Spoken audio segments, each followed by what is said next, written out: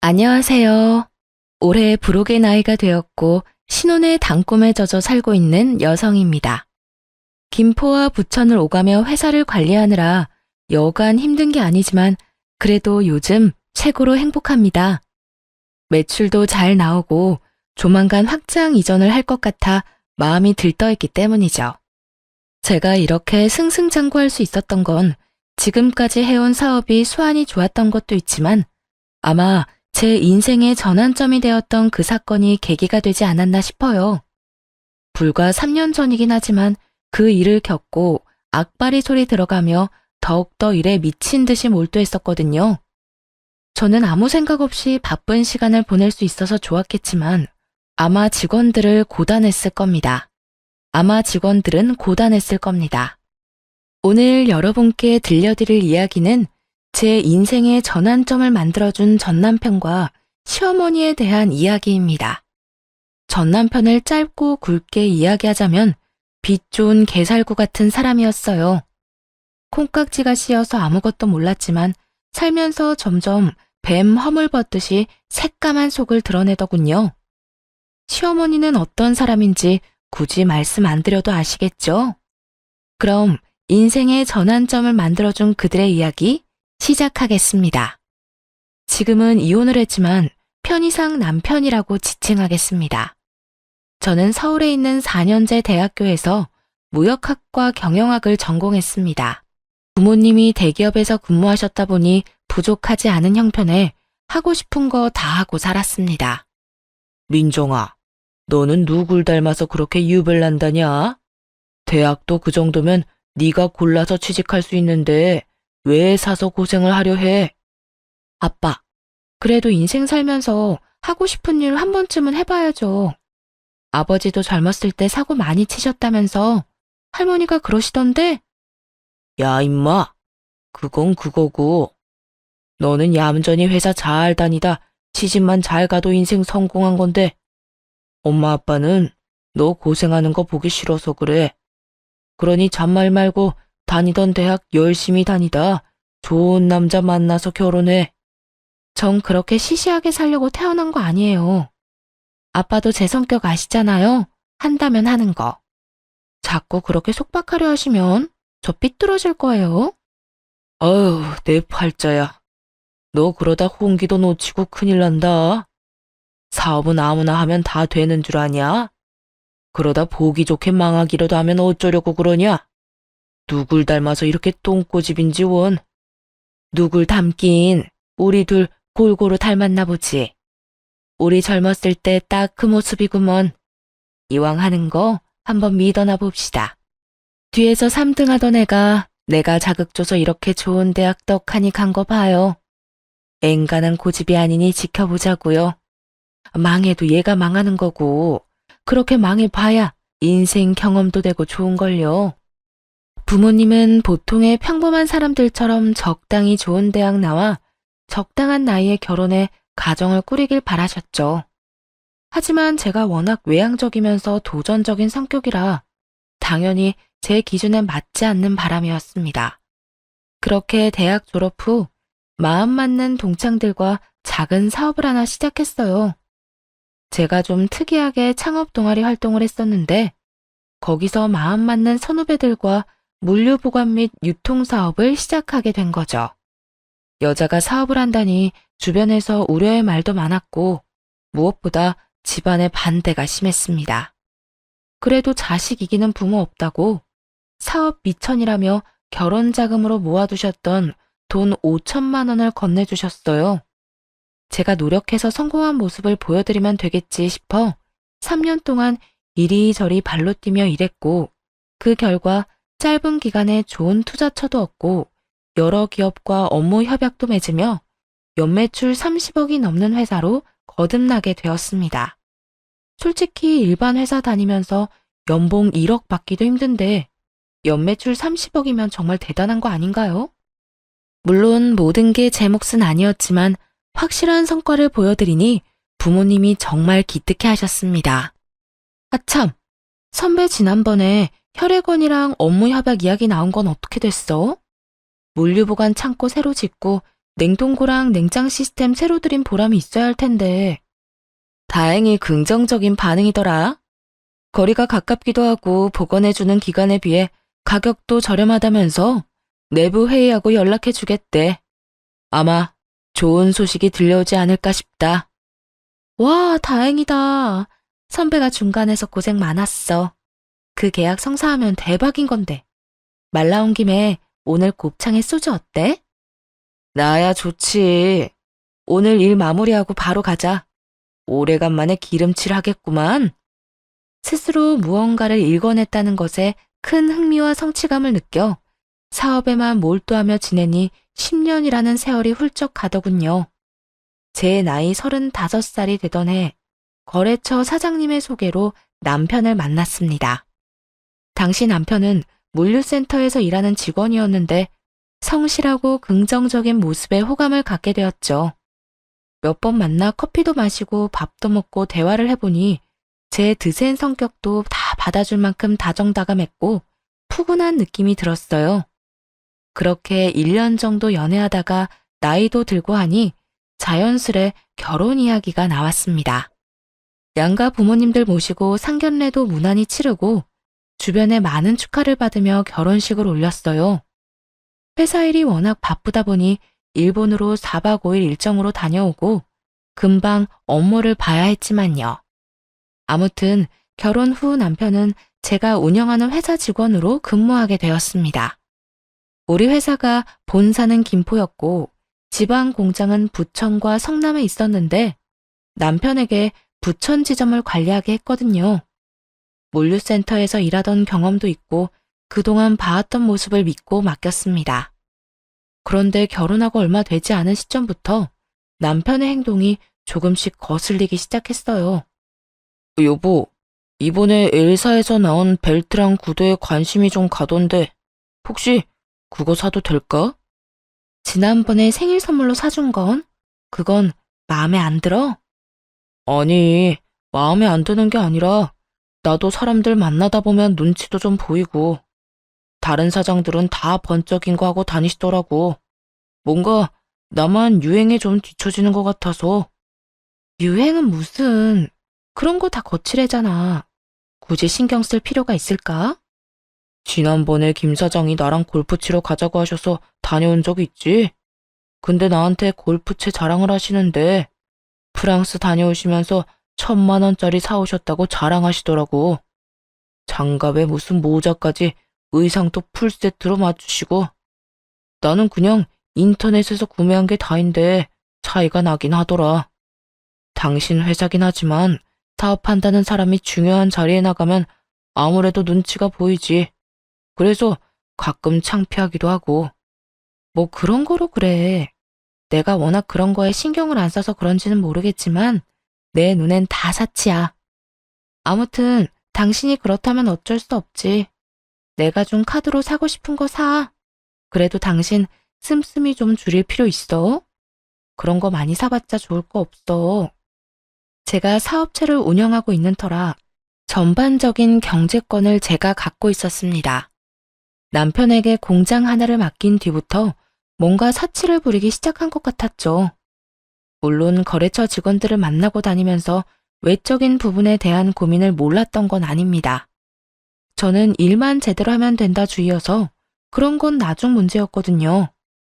하지만 남편은 주변 사람들과 비교하며 자신의 처지가 좋지 않다고 신세한탄하기 일쑤였습니다.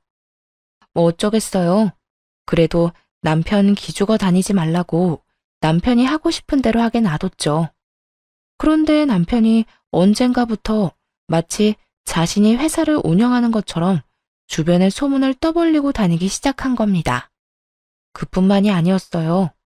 시어머니와 시누이도 이제는 저에게 대놓고 돈을 요구하더군요. 예, 아가, 듣자 하니 너 돈 좀 번다며? 내가 그동안 자세한 걸 몰라서 뭐라 못했지만 이왕 이렇게 된 거 단도직입적으로 말하마. 앞으로 생활비를 좀 대줬으면 좋겠구나. 혼자 몸으로 아들 대학 보내고 하다 보니 돈이 없다. 내가 나이가 들어서인지 더 이상 일도 못하겠고. 아, 네 어머니, 당연하죠. 혹시 얼마 정도 원하세요? 제가 최대한 맞춰드릴게요. 내 주변 양반들한테 물어보면 다들 200 정도씩은 받는다고 하더라. 그래야 하고 싶은 것도 하고 눈치 안 보고 여행도 다니고 그런다면서. 용돈 포함해서 그 정도면 적당할 것 같다. 네, 그럼 다음 달부터 계좌로 입금해 드릴게요. 지난번에 아가씨 취업 준비하던 건 어떻게 됐어요? 안 그래도 그 말도 하려고 했다. 네 시누이가 그동안 명품에 미음자도 못 해봤잖니. 다행히 회사에서 좋게 봐줬는지 다음 주부터 출근한다고 하더구나. 그래서 그런데 취업 선물로 가방이랑 구두 어떠니? 골라주기 그러면 현금으로 주려무나. 원래 이럴 때 크게 한턱 내는 거야.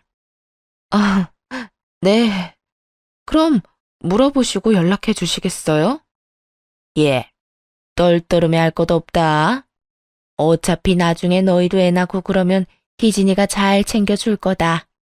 다 되돌려 받게 돼 있으니까 너무 걱정하지 말고. 아니면 이왕 이렇게 된 거 이참에 경제권을 네 남편한테 넘기면 안 되냐? 원래 여자가 경제권 쥐고 있으면 돈이 줄줄 샌다고 했어. 남편이 기가 살아야 집안이 사는 거야. 그건 안 될 것 같아요. 저 혼자 하는 사업도 아니고 동업자들이 있잖아요. 그리고 남편은 물류관리 쪽으로만 일을 해봤지 우리 회사 전반적인 시스템은 잘 이해를 못해서요. 그건 제가 알아서 할게요. 대신에 어머님 용돈 섭섭지 않게 챙겨드리잖아요. 시어머니는 사사건건 경제권을 남편에게 넘기라며 저에게 눈치를 주셨습니다. 하지만 공과 사는 정확하게 구분해야 했고 그 부분에 있어서는 냉정하게 말씀드리곤 했죠. 사실 시댁의 형편이 그렇게 좋은 편은 아니었습니다. 자가라고는 하지만 20평 정도 되는 소형 평수 아파트 한 채가 전부였고 그나마 그 집도 아직도 대출이 1억 정도 남아있다고 했어요. 남편이 받는 월급 절반 이상을 대출금으로 상환하고 있던 것도 저는 잘 알고 있었습니다. 제가 여유롭게 버니까 당장은 문제가 될 거란 생각은 못했던 거죠. 어쨌든 시어머니는 한동안 잠잠하시더니 저에게 앓는 소리를 하시며 갑자기 가정부를 고용해달라고 하셨습니다. 오랫동안 일을 하셨으니 몸도 힘들고 온몸이 성하지 않은 데가 없으시더라고요. 저는 효도하는 마음에 결국 가정부를 고용해드렸습니다. 그런데 가정부로 고용된 이모님이 3개월 만에 그만둔다고 하시는 겁니다. 알고 보니 마치 부잣집 사모님이라도 된 듯 온갖 터세를 부리며 이모님에게 갑질을 했나 봐요. 그리고 제가 남편에게 준 카드를 가지고 시어머니가 사치를 부리기 시작했고요. 한 달에 500만 원 이상으로 씀씀이가 커지자 저는 안 되겠다 싶어 남편에게 일렀습니다. 여보, 내가 준 카드 어머니 드렸어? 온갖 레스토랑이며 백화점이며 안 쓰신 데가 없더라. 어떻게 카드값이 한 달에 500만 원이 더 나올 수가 있어. 아무리 생각해도 이건 과해. 당신 어머니한테 카드 받아와. 안 되겠다 싶으면 내가 그냥 분실 신고하고 새로 발급받아 버릴 거니까.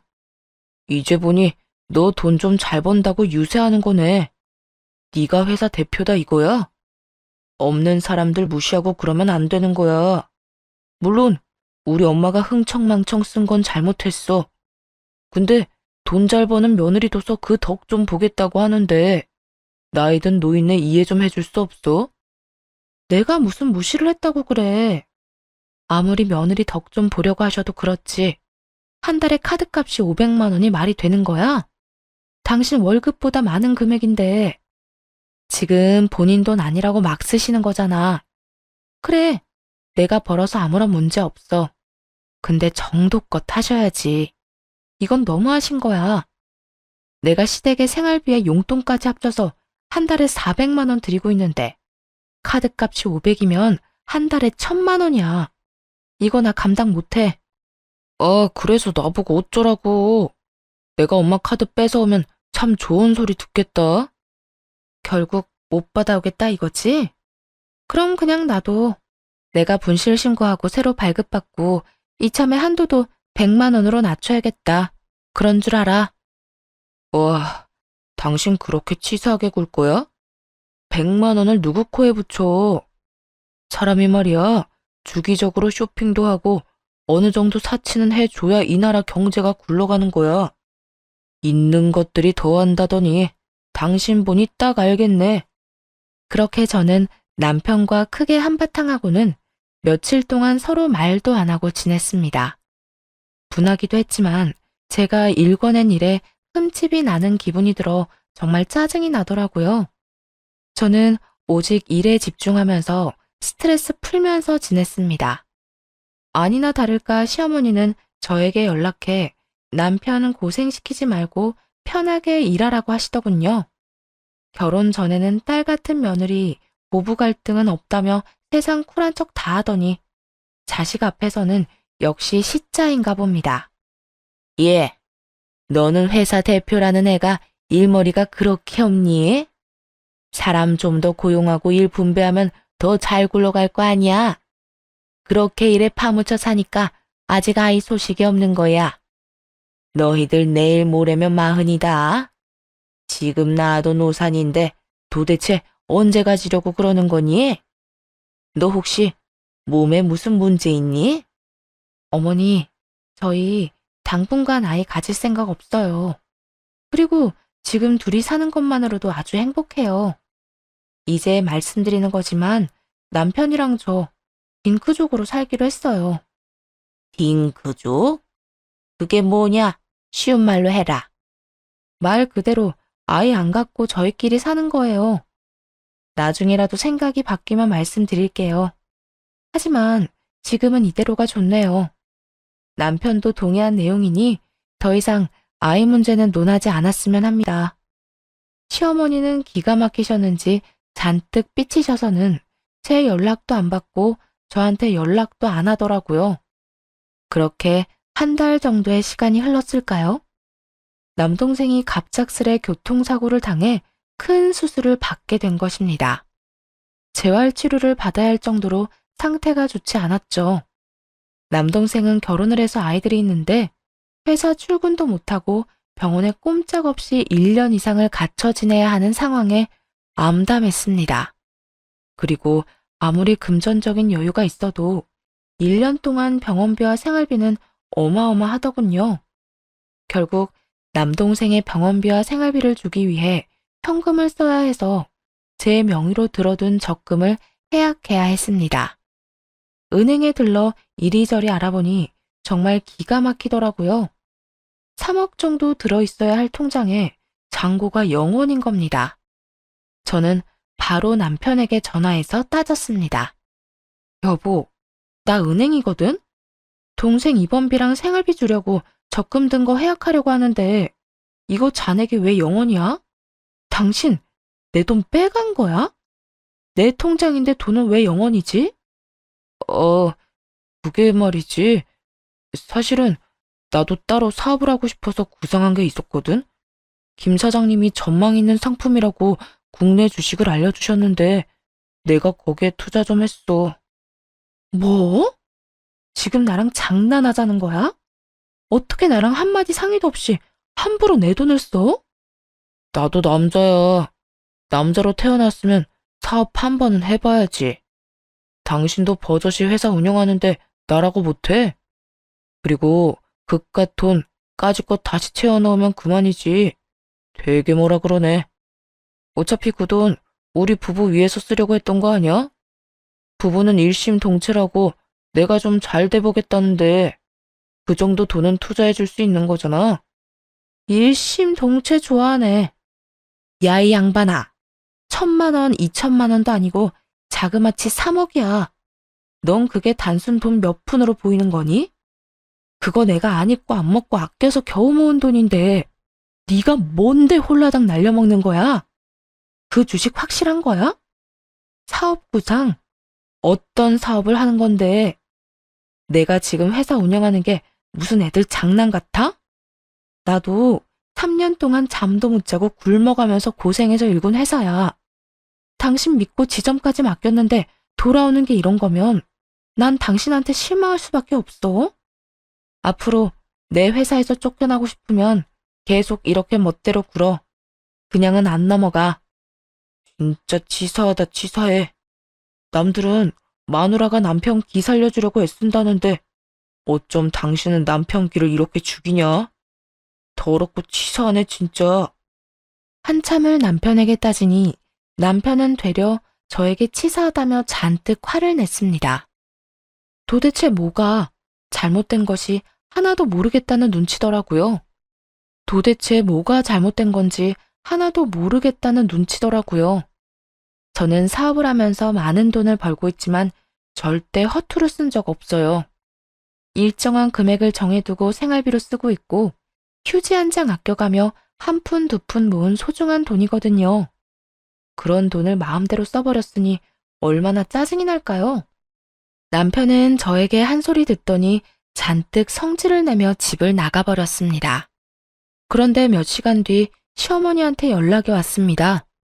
다른 데도 아니고 시댁에 가서 오늘 있었던 일 전부 시어머니한테 모든 상황을 일러 바쳤나 봅니다.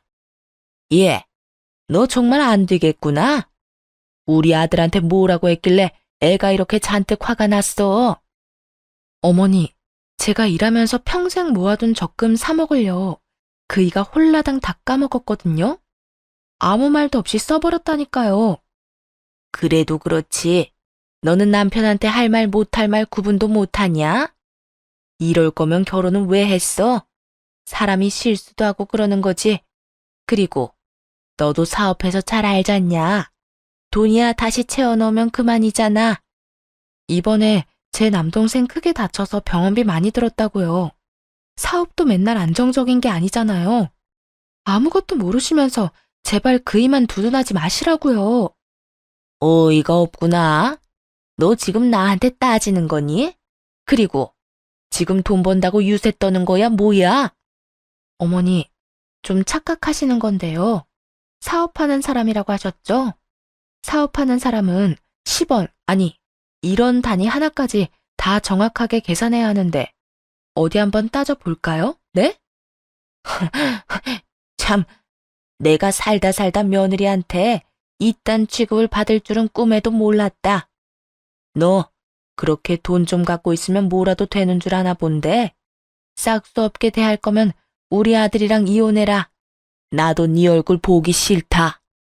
어머니, 말씀 가려서 하세요. 저도 참는데 한계가 있다고요. 제가 조목조목 따지자 두둔하던 시어머니는 아무 말도 못하시더니 제 남동생을 걸고 넘어지더군요. 입에 담지도 못할 악담을 퍼부어대시며 온갖 욕을 하셨습니다. 그 뒤로 저는 안 되겠다 싶어 시댁과 거리를 두고 살기로 했어요. 남편은 3일 동안 시댁에서 먹고 자고 하더니 쭈뼛쭈뼛 신혼집으로 돌아왔습니다. 그런 남편에게 한 번만 더 금전적인 문제를 일으키면 바로 이혼이라고 못 박아두었어요. 남동생은 수술을 끝내고 열심히 재활 치료를 받았습니다. 걷지 못할 수도 있는 상황이었지만 결국 극복해냈고 조금씩 회복하게 되었죠. 다리에 보조기를 차고 있어야 했지만 다시 회사에 근무할 수 있을 정도로 건강을 되찾았습니다. 어느 정도 시간이 지나고 회사의 재정 상태를 점검하게 됐습니다. 1년에 한 번 정도 분야를 나눠서 전체적인 점검을 실시하는데 최근에 돈 문제도 있고 재정 분야에 좀 더 집중했어요. 표면적으로는 아무런 문제가 없지만 자꾸 금액도 안 맞고 매출 대비 배송된 물건도 적거나 없더라고요. 특히 남편이 관리하던 지점에 뭔가 석연찮은 부분을 발견했습니다. 며칠 밤을 새우며 서류를 일일이 대조해보고 몇 번이고 직접 눈으로 확인했는데 믿지 못할 결과가 나오더군요. 알고 보니 남편이 알게 모르게 회사 돈을 횡령하고 있었고 거기에 시어머니도 가담한 사실을 알게 되었습니다. 가뜩이나 사치가 심했던 두 사람은 회사 돈으로 명품이나 고급 레스토랑에 다니며 온갖 사치를 부리고 있었어요. 남편이 교묘하게 영수증 처리를 하는 바람에 티가 나지 않았던 겁니다. 심지어 남편은 온라인 도박에 빠져 이미 몇 천만 원을 탕진한 뒤였죠. 어이가 없는 상황에 그대로 시댁으로 갔습니다. 남편과 시어머니는 한가롭게 TV를 보며 안주까지 차려 술 한잔하고 있더라고요. 저는 그 두 사람 얼굴에 장부와 횡령 증거를 내던지며 소리쳤습니다. 어머니, 저 다 알고 왔어요. 이거 보시고 딴 말씀 못 하시겠죠? 정확히 어머니는 3천만 원, 저 사람은 1억 2천만 원, 정확히 1억 5천만 원이네요. 당장 제 돈 돌려주세요. 다짜고짜 쳐들어와서 이게 뭐 하는 짓이야? 그리고 내가 엄마한테 용돈 좀 드린 것 가지고 너무한 거 아니야? 영수증 처리 다 했는데 뭐가 문제야? 넌 회사 돈으로 어머니 용돈 챙겨드리니? 네가 가진 돈으로 드려야 하는 게 맞지. 이게 어디 겁도 없이 내 돈도 모자라 회사 돈에도 손을 대? 너 내가 한 번만 더 돈 문제 일으키면 가만 안 둔다고 했지? 세아가, 너도 참 너무하는구나. 어차피 나 죽으면 지금 내가 가진 거 다 물려주고 죽을 텐데 너 정말 야박한 거 아니냐? 어쩜 애가 그렇게 인색해? 우리 가족 아니니? 가족도 가족 나름이죠. 이게 무슨 가족이에요? 그리고 어머니가 가진 게 뭐가 있으시다고. 제가 매달 용돈 생활비 다 드리고 심지어 제 카드 지난번에 재발급 받은 것도 다시 뺏어가서 한도 꽉 채워서 쓰시잖아요. 도대체 뭐가 야박하다고 그러시는 거예요? 뭐가 너무한 거냐고요. 엄마한테 큰 소리 치지 마. 당신 정말 질린다. 질리는 건 나지. 당장 이번 주 내로 돈 안 돌려주면 변호사 대동해서 법적으로 대응할 거니까 그렇게 하라. 돈 앞에선 가족이고 뭐고 없어. 더군다나 이해 못할 정도로 뒷돈까지 챙긴 마당에 난 이상 봐주지 않을 거야. 각오하는 게 좋을 거야. 변호사를 선임하던 뭘 하던 알아서 해. 난 분명히 말했다. 이번 주까지 그대로 돌려놔. 저는 그대로 시댁을 나와버렸습니다. 뒤에서 어찌나 빽빽거리며 소리를 질러대는지 귀가 다 아프더군요. 시댁을 나온 뒤 미리 연락해둔 변호사 사무실에 찾아갔습니다. 남편과 시어머니 행위는 공금 횡령에 해당하기 때문에 관련 증거가 명확해야 했어요. 저는 은행에서 돈의 출처였던 회사명의 계좌와 사용 내역, 세무사를 통해 사용한 공식적으로 사용된 회사 자금 내역, 그 둘을 비교해 어긋난 부분, 남편과 시어머니의 계좌 내역을 모두 증거로 제출했습니다. 남편이 영수증 처리를 했다는 내역과 일치하지 않는 부분 또한 증거로 제출했어요. 하나에 집중하면 질릴 때까지 해버리는 저의 습관 덕분에 며칠 밤새운 보람이 있었네요. 그러고는 곧바로 이혼 소송도 함께 준비했습니다. 나 지금 이혼 소송 상담받고 오는 길이야. 당신도 잘 알겠지만 이건 그냥 넘어갈 일이 아니야. 형사 고소라도 해서 절반이던 10분의 1이던 다 받아낼 거야. 이번 주까지 돈 안 갚으면 시모와 당신 재산 가압류 걸어버릴 거고. 여보, 정말 그렇게까지 해야겠어? 지금 내가 가진 돈은 30만 원이 전부야. 일단 이거라도 받고 나머지는 내가 천천히 갚으면 안 될까? 5년만 시간을 줘. 내가 어떻게 해서든 돈 마련해서 갚을게. 응? 그러니 제발 한 번만 봐주라. 그리고 이혼이라니. 내가 당신 얼마나 사랑하는지 알잖아. 나를 사랑한다고? 그래서 그렇게 뒤에서 많이 해먹었니? 너 지금 돈 갚아나간다고 했지? 네 말에 책임을 져야 할 거야. 딱 한 달 시간 줄 거야. 그 안에 원상복구 안 해놓으면 지금 한 말까지 증거로 싸잡아 제출할 거야. 1억 5천을 어떻게 한 달 만에 마련해. 그냥 봐줘. 어? 잘못했어. 제가 정말 행동을 취하니 남편은 발등에 불이 떨어졌는지 울며 불며 매달리기 시작했습니다. 당연히 그 모든 대화를 녹음해두었죠. 각서 쓰고 지장까지 찍어뒀으니 정신을 차리겠다 싶어 기회를 주었습니다. 그런데 말입니다. 검은 머리 짐승은 거두는 게 아니라고 했던가요? 남편이 다른 여자한테 눈 돌릴 시간이 있었는지 바람까지 피우고 있다는 사실을 알게 되었습니다. 남편이 관리하는 지점 여직원이 양심 고백을 해와서 알게 됐거든요. 격리 직원이랑 그렇고 그런 사이인데 괜히 말해서 잘릴까봐 쉬쉬하고 있는 거라며 저에게 진실을 알려줬습니다. 당연히 사진이며 동영상이며 증거도 갖고 있더라고요. 저는 좀 더 확실한 정황을 포착하기 위해 흥신소 직원 사람을 시켜 남편의 뒷조사를 했어요. 그런데 이 미친놈이 저한테 울며 불며 매달린 그날 저녁에도 내연녀랑 술을 마셨더라고요. 남편에게 지점을 맡겼을 시점부터 지금까지 계속 만나왔던 겁니다. 더 웃긴 건 남편이 횡령한 돈의 일부는 내연녀 원룸을 구하는데 전세 자금으로 썼더라고요. 네, 맞습니다. 그 내연녀와 둘만의 아지트로 사용하고 있는 곳이었죠. 저장님, 그리고 이것도 좀 아셔야 할 것 같아서요. 카페에서 웬 중년 여성분이랑 두 사람이 같이 자주 만났거든요. 근데 이게 아무래도 저는 좀 찜찜해서요. 잘은 모르는데 한번 보시라고 동영상 보내드립니다. 흥신소 직원이 따로 연락해서 건네준 동영상에는 시어머니와 남편, 내연녀의 모습이 담겨 있었어요. 그 동영상을 보고 있자니 정말 다정다감하기 그지없는 모습이더라고요. 동영상에서 들려오는 시어머니의 목소리가 저를 더 자극했습니다. 아이고, 지금 며느리는 도대체 융통성이라는 게 없다. 돈만 잘 벌면 뭐하니? 이렇게 참하고 예쁜 아가씨가 차라리 내 며느리였으면 좋겠다.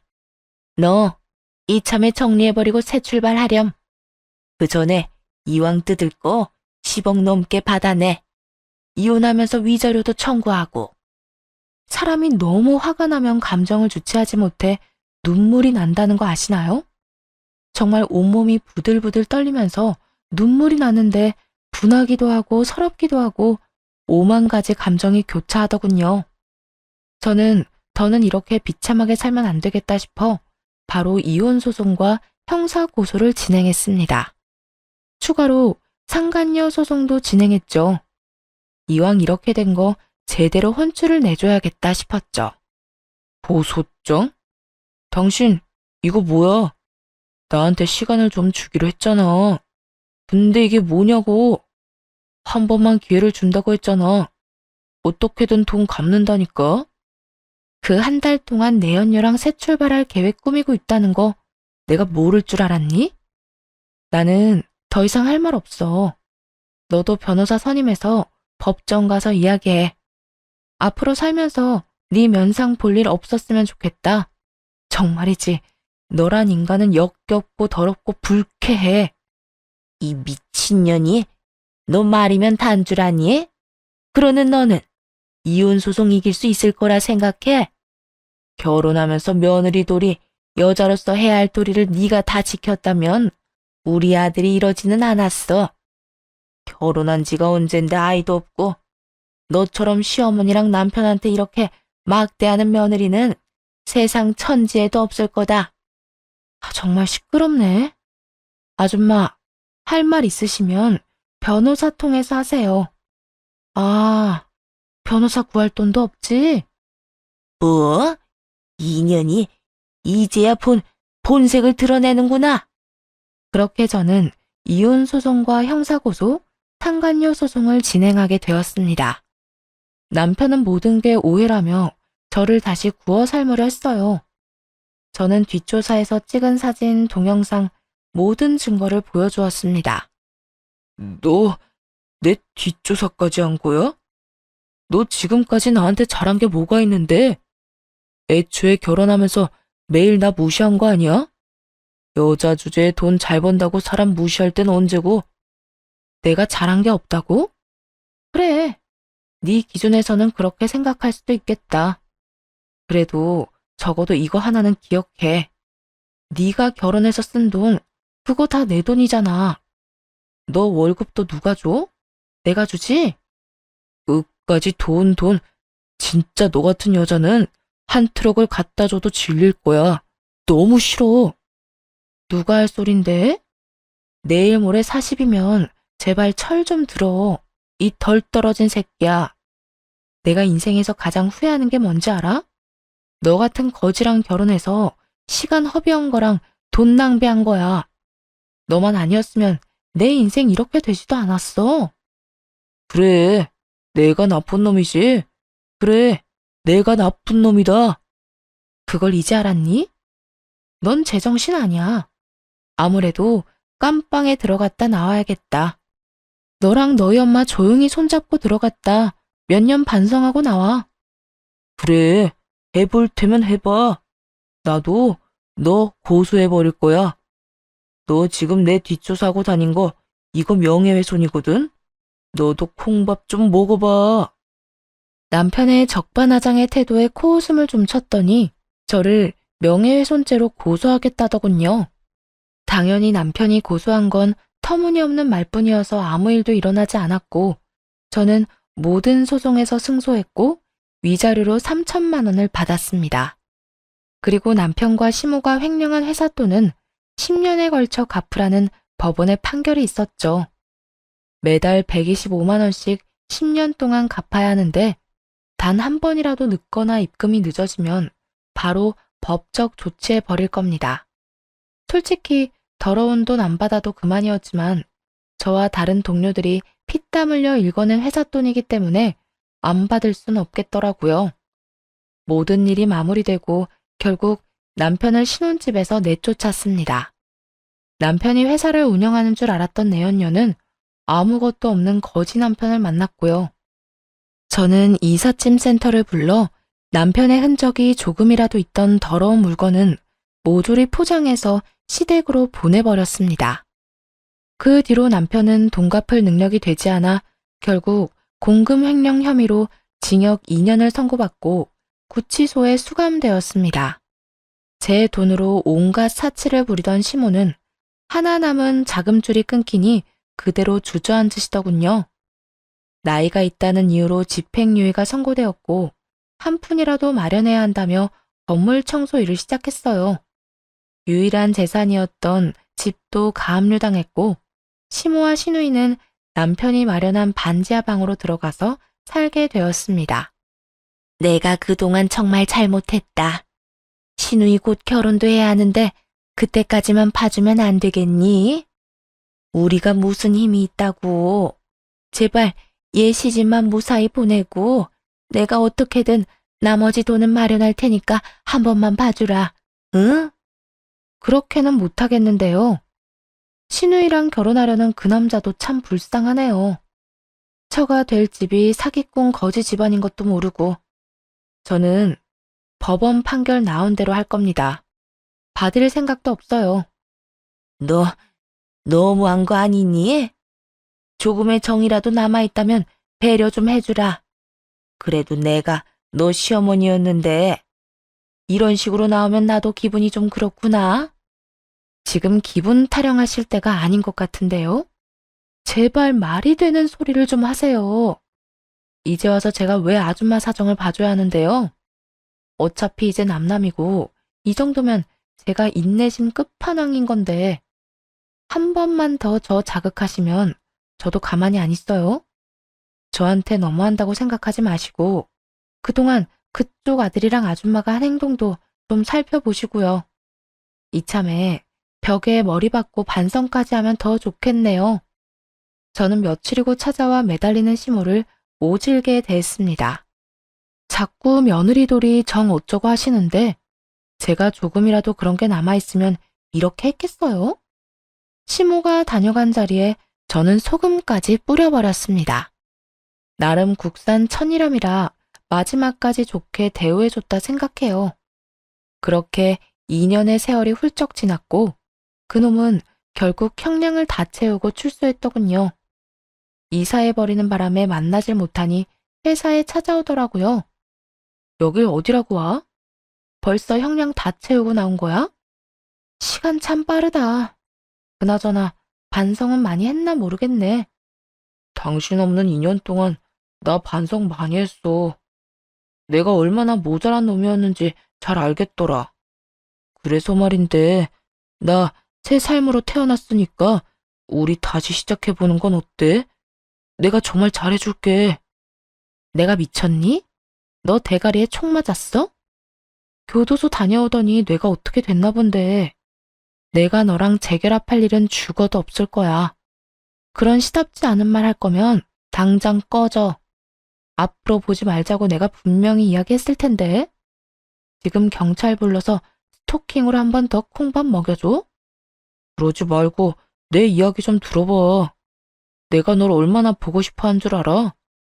내가 너한테 접견 신청을 얼마나 많이 했는데 그걸 다 거절해? 내게 변명할 기회는 줘야지. 지금 뭐라고 했니? 변명? 하당치도 않아. 내가 이미 기회는 여러 번 준 걸로 아는데 내가 마지막이다 생각했을 그날도 너는 그년이랑 놀아나면서 시시덕거렸어. 잊었니? 같이 웃고 떠들 땐 좋았지? 그런데 어쩌냐? 너 아무것도 없는 개털이잖아. 내가 누구 때문에 이렇게 된 건데 이게 다 너를 사랑해서야. 네가 어떻게 나한테 이래? 어디서 개가 짖니? 정신이라도 차렸으면 불쌍해서 밥값이라도 쥐어보내려 했는데 에라 아깝다. 넌 그냥 조용히 꺼져. 밥값도 아깝게 하는 재주가 있네. 다시는 보지 말자. 그놈은 자기가 많이 반성했다며 다시 잘해보자고 헛소리를 짓거리는데 경찰 불러 내쫓아 버렸습니다. 그러고는 바로 접근 금지, 통신 제한, 주소록 열람 제한을 걸어버렸어요. 정말 끈질겨도 이렇게 끈질길 수가 없었습니다. 정말 기생충이 따로 없었죠. 그렇게 한동안 잠잠하더니 아예 연락이 끊겨버렸습니다. 지금까지 아무런 소식을 들을 수 없었죠. 그저 통장에 매달 찍히는 125만 원이라는 금액을 보고 어딘가에서 잘 살아있구나 싶어요.